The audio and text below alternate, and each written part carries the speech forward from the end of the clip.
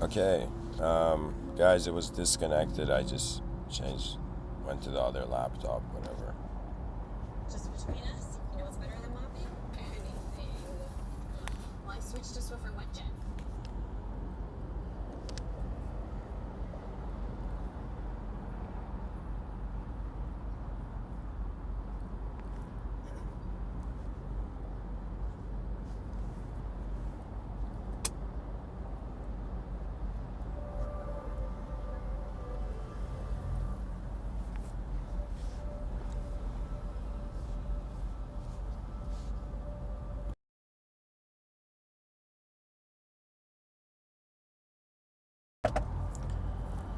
What I was saying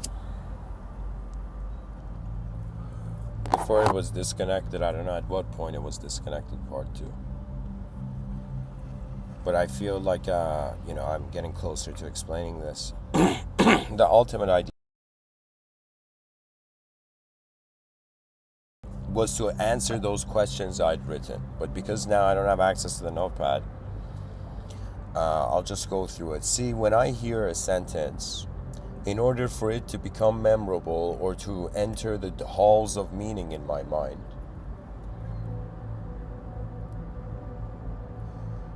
it must have an image.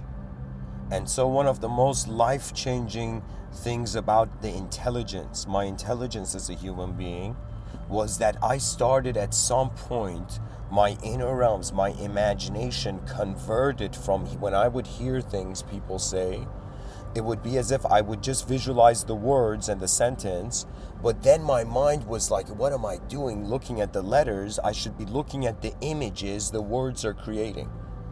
And so the biggest realization I got, everybody was, when I was young, I didn't like to study, and people were like, yo, read the thing slower, study slower. And little did I know I had to read fast, and then nobody had told me. Because when I would read fast, my mind would fill with image.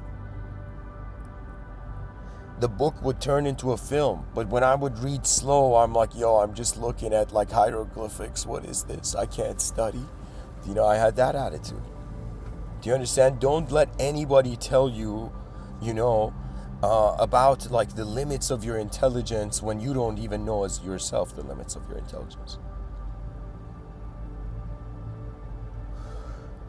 Advanced souls from advanced worlds is the suggestion that if this world is, look at the world and be like, sure, if the human being can be seen in multiple dimensions, we can look at the context, and so the world can have multiple dimensions. If the world can have multiple dimensions, right, it's a suggestion that the dimension we're in is not the only dimension. So even if the world doesn't have dimensions, the human mind has an ability to fathom dimensions. To do as a self is in some sense deciding what self to be. Before the chess master, let's say, takes a chess piece, right, he has to first think which chess piece to move. Do you know? That means once you make a decision, I'm going to move this piece, then you begin thinking about what are the best ways to move that piece, for example. Or, of course, it should be vice versa, I assume. But anyways.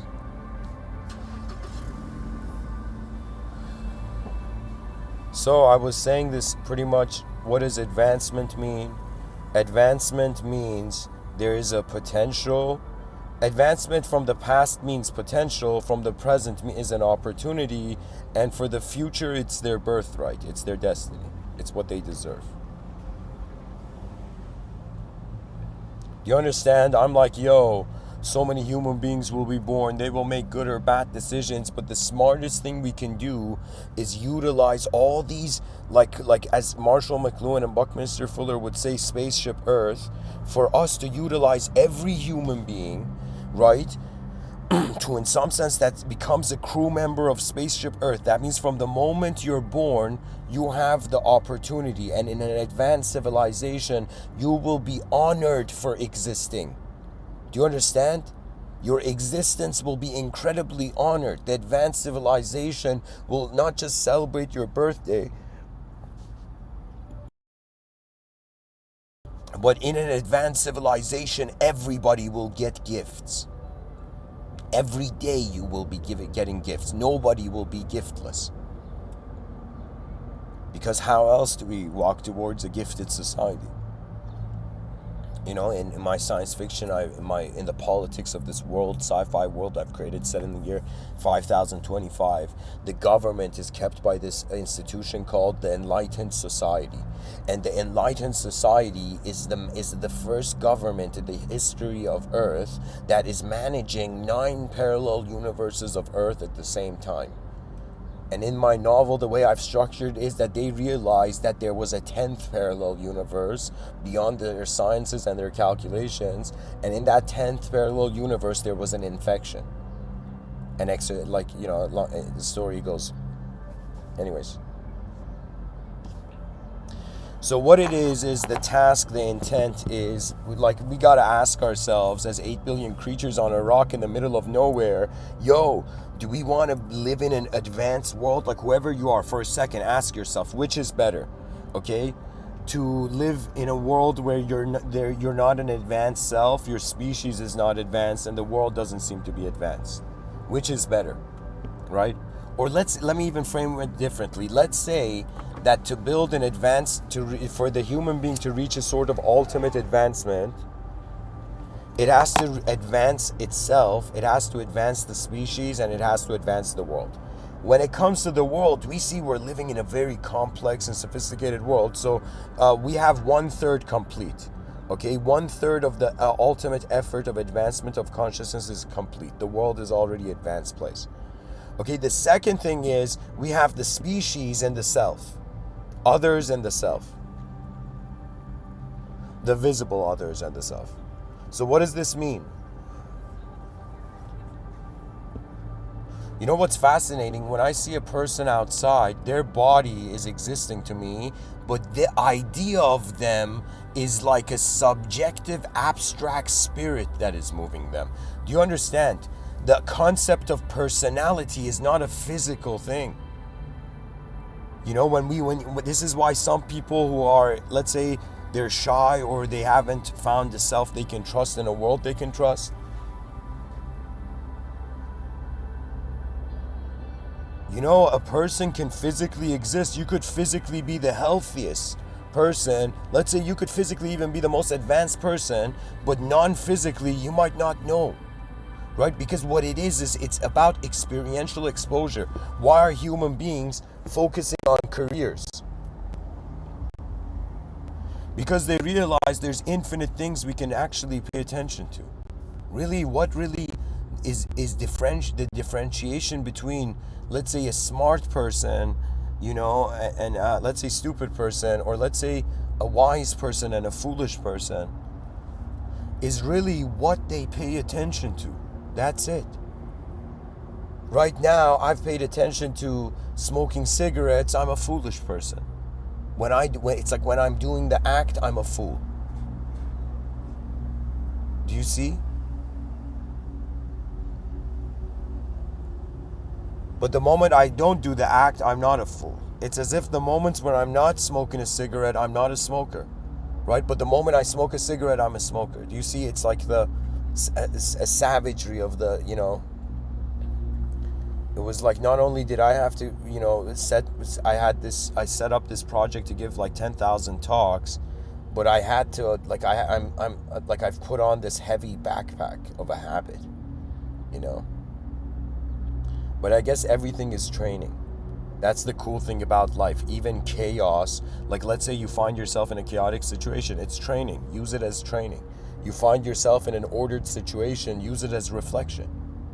That means some people, when they attain victory, they just go celebrate. Some people, their victory that they seek is so beyond the minor victories. That means some people just want one victory. Some people are thinking about a victory that is going to the end of the world. That's literally the victory of our species. So we have to get these three levels in alignment. Okay, we have to, in some, so the world is advanced. Nice. We don't have to go and advance the world. The world is an advanced place because we're not advanced enough to figure it out even. The second thing is we need advanced selves and advanced species. Right now we're in a situation where you can't go advance the species because people are going to be like, literally we've pushed this civilization, a situation where if one person comes and changes something, everybody's going to be like, who are you, man? Sit down. You know, there's 8 billion of us. Why would your opinion matter? And I'll be like, well, you don't get it.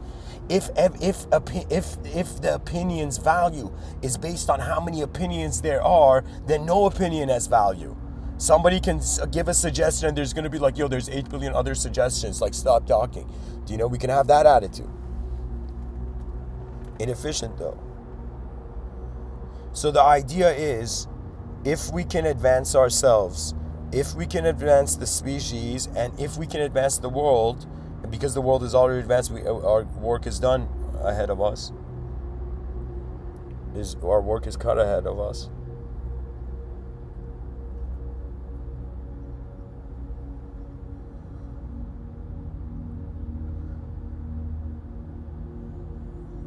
It's remarkable. Do you know, it's like I went to film school.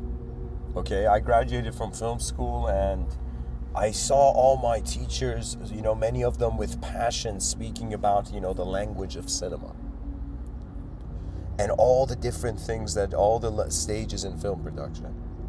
And then afterwards, I remember I went to class and at one point it was a break and this was in Dundas Square in Toronto, and I was smoking a cigarette, and for a moment I was looking outside at the streets and everything, and I was like, wait a minute, the brain is acting like a complete film crew. It's acting as the director. It's acting as the editor. It's acting as the PA. It's acting as the, what do you call it, actor. It's expressing itself through all the archetypes that it takes to actually create a representation of reality.